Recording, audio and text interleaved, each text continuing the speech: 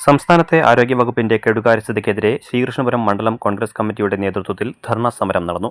ശ്രീകൃഷ്ണപുരം കുടുംബാരോഗ്യ കേന്ദ്രത്തിന് സമീപം നടന്ന സമരം UDF ചെയർമാൻ പി ഗിരീശൻ ഉദ്ഘാടനം ചെയ്തു.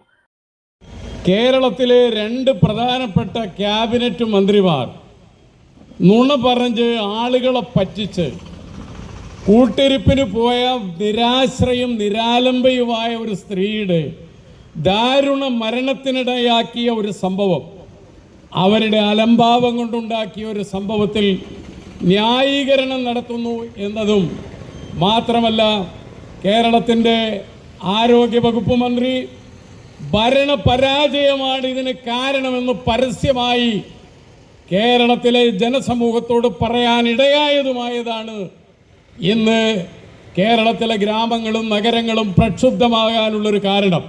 മണ്ഡലം പ്രസിഡന്റ് ഭാസ്കരൻ ചിങ്ങനഴി അധ്യക്ഷനായിരുന്നു.